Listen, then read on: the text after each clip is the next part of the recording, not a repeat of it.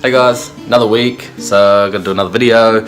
I thought I'd give you a rundown on my pedal board that I use, that you've probably seen in a lot of my other videos. So I'll tell you exactly what's on there and why it's on there and why I'm using them.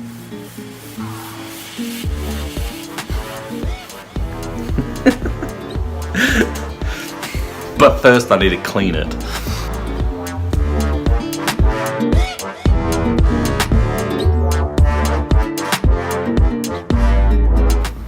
Okay, so that's my pedal board, RC300 Roland Boss Looper. Most of you probably know what this is because everyone seems to have one. Pretty much a necessity for my show because every instrument runs through there. My guitar, my Octopad, drum machine, Octopad, the Roland JDXI, synth, piano, my microphone all runs through here for all my looping, that whole one-man band scenario. Wah pedal, I use that basically for solos mainly. I'll turn it on and it sort of just creates a higher pitched tone, so it really creates the guitar a sound that really pushes through the mix, and more so than me using it actually as a wah, I'll use it for that. Guitar tuner, every board's got to have a guitar tuner, it's a necessity, you guys know that. AB pedal, simply so I can have my AB pedal, so I can have my acoustic guitar and my electric guitar plugged in, set the gains on each one so that the levels match, and I now have both guitars running through this pedal board. From there, this is my mic mechanics, so just for my microphone, we've got, it's been held down by cable ties, that's how good we're going. Correction, so sort of like an auto tune, and it's on full for people like me that can't sing.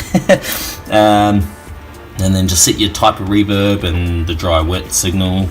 And this one here, this is an on-off switch for my microphone, so I can turn my microphone off and on, so when I'm looping all my other instruments through here, I can turn my microphone off so it's not actually recording the ambient noise coming out of a microphone, which is crucial when you're playing in busy pubs and things.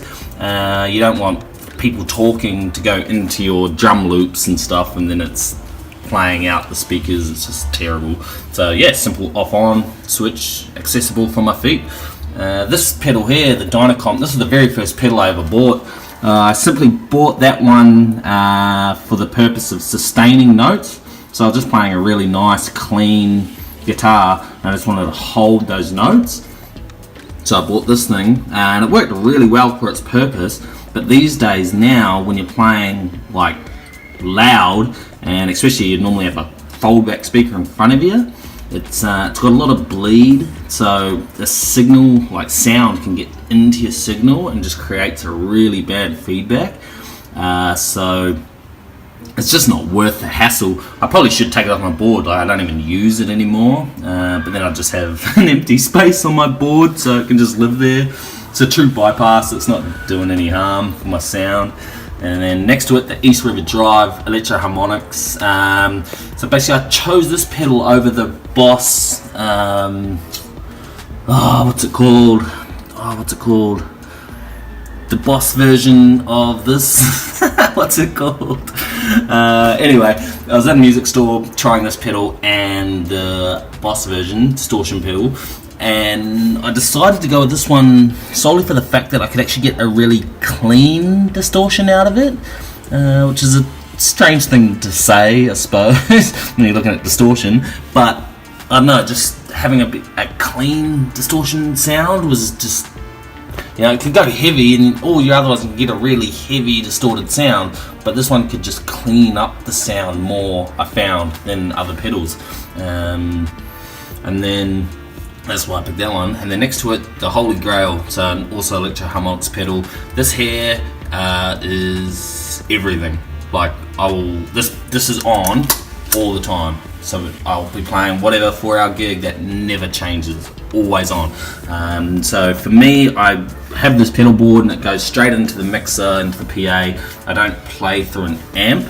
And so I'm trying to keep my stage presence as small as possible. A lot of these venues, you know, they're just playing in the corner of the pub or whatever, moving tables out of the way. You're not on a stage or something. So not having an amp saves room, but having this reverb pedal really creates that wicked kind of spring tone that you can only get from an amp, but that here it does a really good job, and yeah, kind of 100% necessity if you're playing guitar without an amp.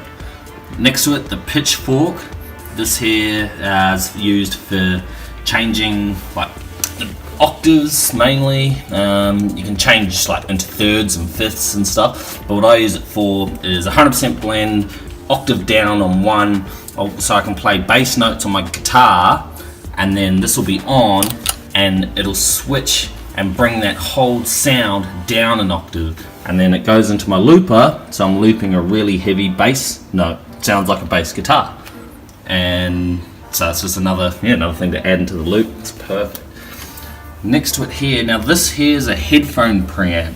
So what I use this for is off the RC300, I run one of the rhythm sets to the sub out, and then from the sub out goes into my headphone preamp. So effectively what that's doing is giving me a metronome, and I can have all my songs preset to the tempo that I've worked out is perfect for the song.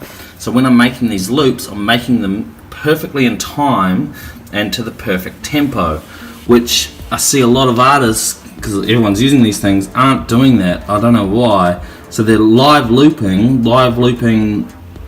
the first loop, and if you get it wrong, if you get the tempo wrong, you end up playing your whole song the next 4 or 5 minutes either too fast or too slow, and they sound ridiculous.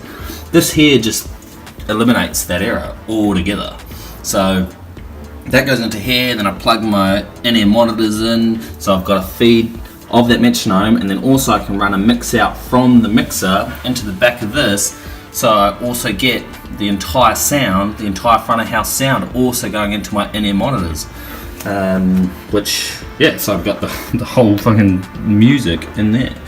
And that's probably about it, I suppose, I think. Got power there. So basically I just lift the lid, throw a lead out to plug into the mixer, and then there's normally a lead there to go into the microphone, and then a lead for my guitars. And done. Easy. So there you go, that was my pedal board. If you've got any questions, put it in the comments below. If you need to roast me on any mistakes that I said, you can do that too. And also if you know what that Boss pedal was, the distortion pedal, can you let me know? I just cannot remember what it's called. If you want any maybe tutorials on any one of those pedals, maybe that could be one of my next videos. How do I finish this? And that sums us up for this week. So thanks for watching Matt Makes Music.